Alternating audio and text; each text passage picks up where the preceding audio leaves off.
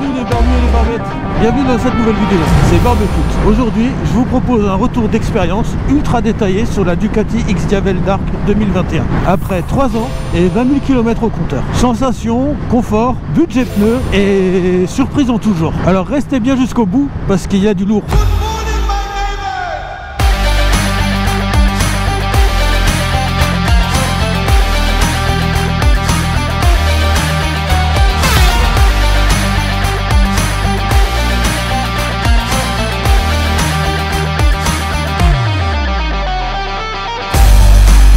Avant tout, retour en 2002, les débuts d'une passion. En 2002, alors que j'étais fraîchement titulaire de mon permis moto, pas de A, pas de A2 à l'époque, juste le permis gros cube, et ben je rêvais déjà de posséder une Ducati Monster. Son design agressif et son rugissement typique des bicylindres en L m'avaient ensorcelé en fait.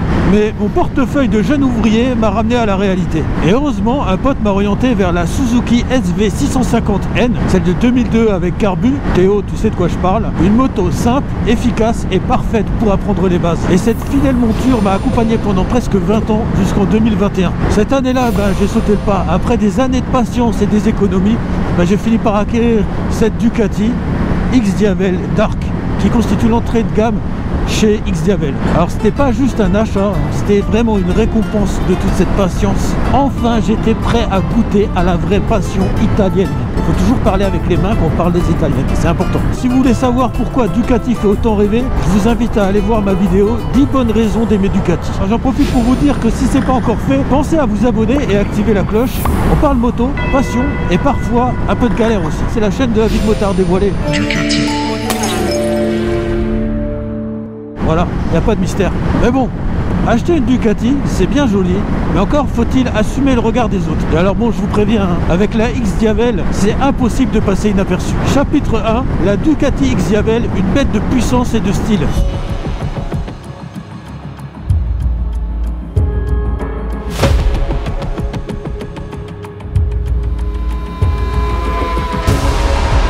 La Ducati X-Diavel Dark 2021, c'est 160 chevaux, un couple monstrueux de 127 Nm et une finition noir mat qui attire vraiment tous les regards. En fait, je préfère la finition Dark que la S qui a un cran au-dessus normalement. Sérieusement, cette moto, c'est une œuvre d'art roulante. Que je sois à la station-service, garé au resto ou simplement en pause au bord de la route, les compliments pleuvent. Parfois même un peu trop. Ouais, parce que quand je vois des traces de doigts sur la peinture mat quand je reviens du resto, j'ai envie de laisser un mot. Regardez, mais ne touchez pas, bordel. Putain, c'est ma moto, c'est pas la tienne, merde.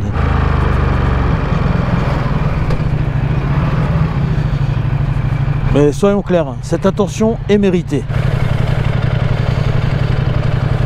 Avec son allure de prédateur et son caractère bien trempé, à chaque fois j'éteins sans le faire exprès, putain. La X-Diavel n'est pas qu'une moto, c'est une déclaration d'amour au design et à la performance. Ok, elle est belle, elle impressionne, mais est-ce qu'elle est confortable? Parce que c'est bien beau d'avoir du style, hein, mais si tu te casses le dos au bout de 50 km, ça sert à rien. Chapitre 2, confort et ergonomie, le luxe au quotidien. Ça va les vertèbres? Oh putain. La X-Diavel, c'est un mélange surprenant de puissance brute et de confort raffiné. Avec une hauteur de selle de 755 mm, la position de conduite est basse et rassurante. Il y en a qui aiment bien être haut, moi j'aime bien être positionné assez bas, comme en voiture. Et la selle, elle est si moelleuse que j'ai déjà enchaîné 400 km en une journée sans ressentir la moindre fatigue. Et pour couronner le tout, la transmission par courroie apporte un vrai plus. Adieu les putains de séances de graissage et de nettoyage de chaînes. Sérieusement, c'est une bénédiction. Ducati a compris que parfois, le luxe, c'est aussi la simplicité. Le régulateur de vitesse et l'ergonomie des commandes au guidon, ça renforce encore le confort, tout ça. Ces commandes sont à la fois intuitives, pratiques et super stylées. La nuit, le rétroéclairage révèle un X rouge. C'est magnifique et même pratique. Mais bon, vous me connaissez, hein, je suis pas du genre à m'extasier sur le confort. Quoique, j'aime bien. Ce qui m'intéresse, c'est aussi la technologie. Et sur ce point, Ducati a mis le paquet et quelques surprises aussi. Chapitre 3, technologie, l'électronique au rendez-vous. Sur la X-Diavel, Ducati n'a pas lésiné sur l'électronique. Cornering ABS, traction control, 3 modes moteurs personnalisables et même un paramétrage spécifique pour les marques de pneus. Si tu changes de marque de pneus, tu mets l'apprentissage pour garder le même niveau de précision sur la vitesse de ton compteur. L'écran affiche l'heure la température extérieure, la température moteur, c'est-à-dire de l'eau dans la culasse, une jauge de carburant lisible et même un chronomètre pour vos tours de piste. Ouais, un chronomètre sur une X-Diavel. Franchement, qui va faire de la piste avec ça? Et maintenant que je vous dis ça, ben ça me donne envie d'essayer. Ce serait un excellent prétexte pour essayer le Ducati Power Launch en mode 1, le plus violent. Peut-être un poignée à foin.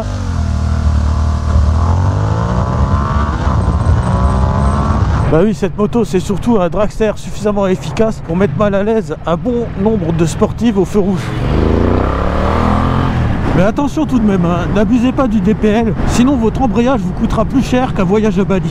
Mais restez accrochés parce qu'on va parler fiabilité, entretien et budget dans un instant. Mais avant de parler panne et facture salée, il y a un sujet encore plus important, les suspensions et les freins. Parce que croyez-moi, avec 160 chevaux, mieux vaut pouvoir s'arrêter au bon moment. Chapitre 4, freinage et suspension entre puissance et précision. Je fais du rodéo.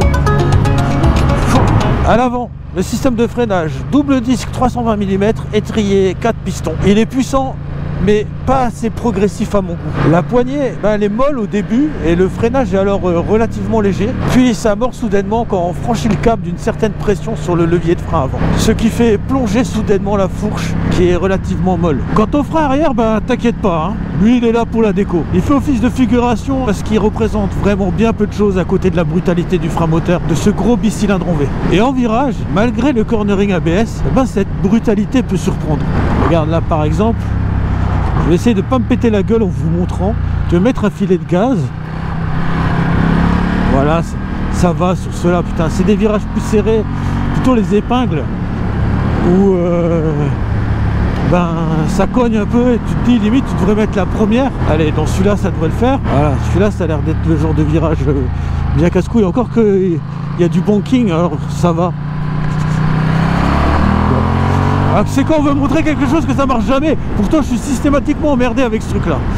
Allez, côté suspension, l'avant est trop souple et l'arrière un tape-cul assumé. Sur une route bosselée, la moto elle perd en stabilité. J'ai l'impression qu'elle se dandine quoi. C'est pas le genre de route où je suis grave en confiance. Mais sur un bitume lisse, c'est vraiment une autre histoire. Là vous verrez que la X-Diavel devient un rail et vous donne pleinement confiance. C'est là où vous allez poncer les cale-pieds, mais sans pitié quoi, et même chercher la limite. Il prend littéralement la fessée. Alors, c'est pas que ça fait mal et tout, c'est pas que j'aime ça non plus, hein. La selle, elle est bien moelleuse, elle a une bonne forme, franchement. Je peux pas dire que ce soit, à part le fait que je sois secoué, je pense que vous entendez un peu les trémolos dans la voix, mais honnêtement, au niveau de l'assise, ça va. C'est pas super désagréable. Par contre, au niveau des sensations de conduite, moi franchement ça me calme, ça me refroidit. Parce que j'ai l'impression qu'on a pris deux motos différentes et qu'on les a assemblées quoi. Une sportive radicale à l'arrière avec son moteur et la fourche avant custom. Alors, je vous parlais avant des virages, des petits virages serrés. Voilà, j'ai pas de problème. Putain, c'est incroyable. Je suis toujours emmerdé, pourtant je m'applique. Là j'essaye justement de ne pas m'appliquer pour que vous voyez. Et ça marche pas. Parce que d'habitude quand j'essaie d'avoir un filet de gaz, elle fait des petits à-coups comme ça. En ligne droite, tu le sens presque pas, c'est pas grave. Mais en virage, c'est pas super agréable. Et là je peux enchaîner les virages serrés, même en deuxième, en léger sous-régime. Bon ça devait être moi qui était vraiment nul et qui avait pas le coup de main. J'étais. Voilà, petit coup de première pour voir ce que ça donne. Pas de problème. Pourtant je suis en sport, hein. Je me suis mis en mode le plus violent. Mais bon, dès que le goudron devient lisse et que c'est un billard, et là la X-Diavel c'est vraiment un rail, elle est vraiment super stable, elle donne confiance. Là vous allez commencer à poncer les cale-pieds et à chercher les limites même de la moto.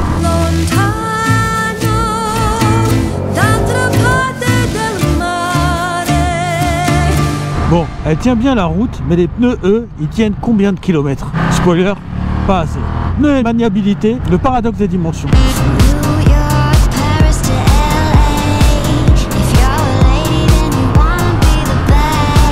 La roue arrière en 240 pourrait donner l'impression d'une maniabilité réduite, et c'est pas le cas. Pour cruiser sportivement, c'est idéal. T'as un gros gomard qui donne une belle force centrifuge. Cependant, le souci, c'est l'usure du pneu arrière. Parce que ce gomard qui te confère certes une belle force gyroscopique, tu le bouffes à la vitesse du son quoi.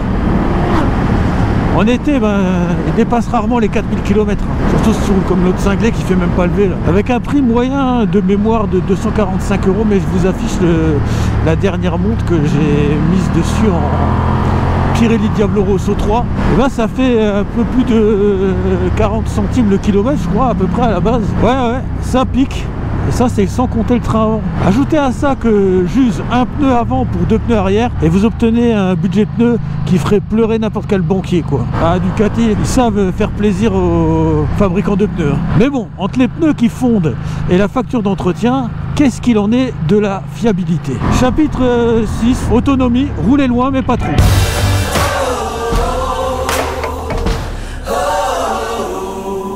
Parlons autonomie. Avec une conso moyenne de 5,5 litres au 100 km et un réservoir de 18 litres, franchement niveau autonomie c'est pas dégueulasse du tout. On pourrait en théorie parcourir 327 km avant la panne sèche. En théorie seulement. Mais soyons réalistes, personne n'aime jouer à la roulette russe avec son réservoir, hein. Surtout quand il kiffe le mode sport. Perso, je préfère refaire le plein au moins 50 bornes avant la limite théorique à 280...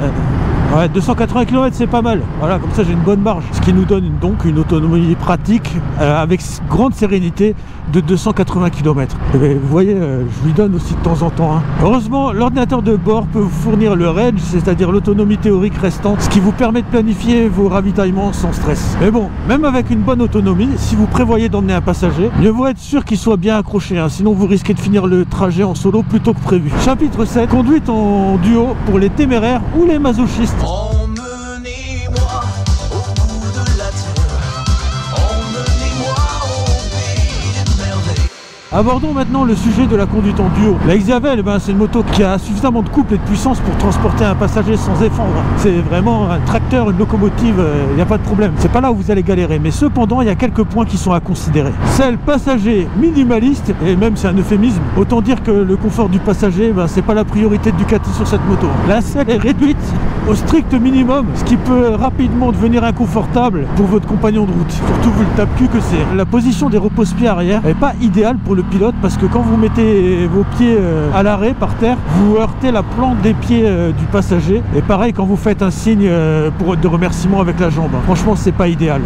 Faisons genre que cette moto est pratique. Risque de désarçonnement, c'est pas si simple à dire. Une axelle un peu trop brusque et un passager inattentif, vous voyez ce que ça donne? Vous pourriez bien vous retrouver tout seul sur la moto.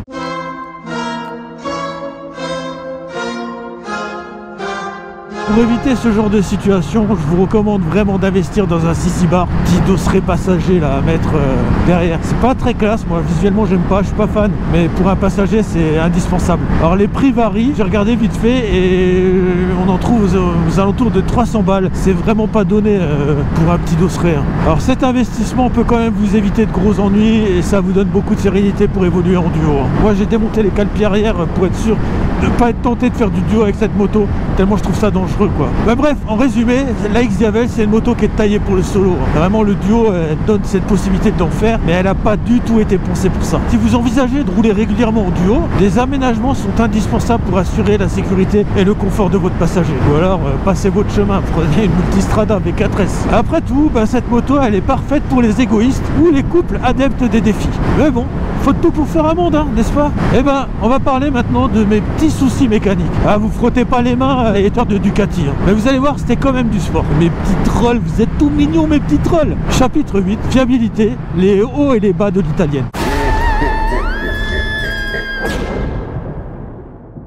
Quand on achète une Ducati, on sait qu'on signe pas pour une Honda CB500 qui roule 100 000 km sans broncher. Ducati, c'est un peu la Ferrari de la moto. Ça marche fort, c'est magnifique, mais ça demande de l'attention et de l'entretien. Donc de la thune. Et la Xiavel, elle fait pas exception dans toute la gamme Ducati. Bon, globalement, elle m'a jamais laissé en rade au bord de la route. Mais elle m'a quand même réservé quelques mauvaises surprises. Son lambda HS, elle a sauté comme ça, comme un bouchon de champagne, après quelques milliers de kilomètres de rien du tout. Résultat, la moto faisait un bruit d'enfer. Et vraiment, quand je dis un bruit d'enfer, c'était un putain de bruit d'enfer. Bref, un bruit de V8 sans échappement, sauf que c'était pas du tout prévu. Bon, ça a été pris sous garantie totalement, mais franchement, ça met en confiance moyen. La jauge à essence capricieuse à plusieurs reprises, on peut la faire apparaître même en mode sport, vous voyez, un petit coup.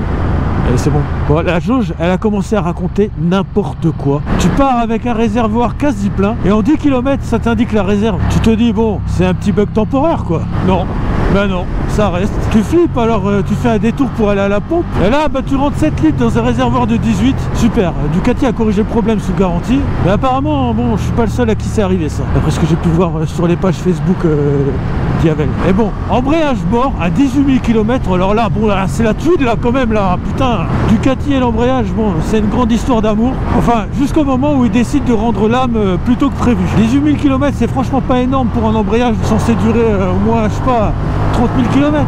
Surtout que je ne l'ai pas martyrisé, hein. Juste 3 utilisations du Ducati Power Launch DPL en mode 3. C'est le plus soft en plus. Je l'ai jamais utilisé en mode 2 ou 1. Imaginez les gars qui abusent du mode 1, combien de temps ils durent leur embrayage. Le remplacement d'un embrayage, hein, c'est pas juste une vidange et un filtre. Ça m'a coûté un petit billet quand même. Plusieurs centaines d'euros si on fait ça en concession les gars. Mais ça fait quand même bien réfléchir. Alors quelques petits conseils pour éviter les galères. Surveillez le serrage des vis Ducati, c'est du premium mais c'est pas infaillible. Après chaque entretien, et quand la moto elle sort du garage surtout, serrez-moi ces putains de vis. Enfin vérifiez le serrage en tout cas. Et notamment la sonde lambda, hein, surtout sur les motos récentes, genre qui ont moins de 10 000 km, faut faire ça, je sais pas, au moins tous les 1000-2000 km, faut vérifier ça. Et alors Toutou, t'as pas de laisse? Oh, ça va, il est gentil. N'abusez pas du DPL, hein. Ouais, c'est grisant. Ouais, c'est un vrai catapultage. Mais franchement, votre embrayage vous dira pas merci. Ne faites pas une confiance aveugle dans votre concession et votre mécano habituel. Et là, je parle d'expérience. Ils sont bons, mais ils ont beaucoup de travail. Voilà, nous aussi, on fait des petits oublis, des petites erreurs au boulot. Alors, si vous voulez voir comment s'est passé un de mes derniers entretiens en concession Ducati, j'ai une petite vidéo là que je peux vous soumettre en fiche ici et vous aurez le lien également en description. Et spoiler, il y a eu des surprises. Puis gardez un petit œil aussi sur votre jauge d'essence, hein, parce que si jamais elle bug, bah ça peut vite tourner à la galère hein, si vous commencez à faire confiance à des chiffres fantômes. Bon bah voilà pour mon retour sur la fiabilité de cette bête de course. Et maintenant je veux votre avis. Vous en pensez quoi de cette X-Diavel? Plutôt bijou de passionné ou diva capricieuse? Dites-moi tout en commentaire s'il vous plaît. Si vous voulez la voir en action, bah, j'ai plein de vidéos sur la chaîne. Alors n'oubliez pas de vous abonner et d'activer la cloche. Et bah conclusion, je roule, je me concentre un peu. La Ducati X-Diavel, bah, c'est une moto à sensation avant tout. Après 3 ans et 20 000 km passés avec cette Ducati X-Diavel, je peux vous le dire, hein, cette moto c'est une pure machine à émotion.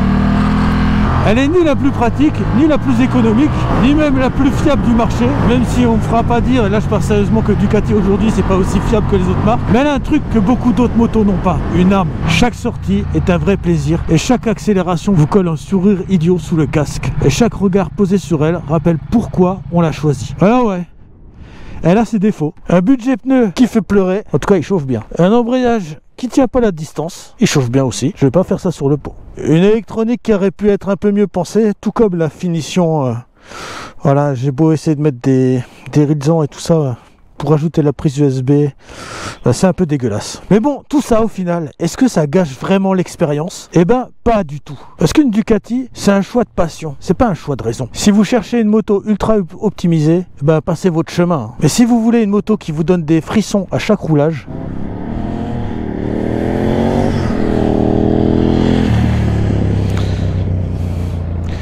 qui attire les regards et qui transforme chaque trajet en expérience unique, je serais bien allé les bouffer ceux-là. Ça a l'air d'être des gros poireaux.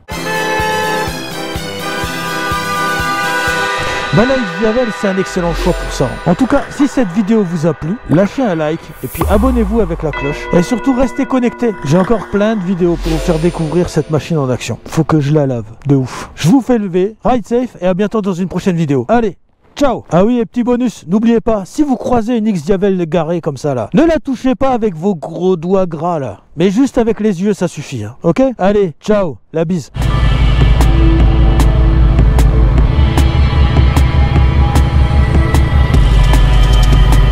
Je crois qu'il veut ma photo.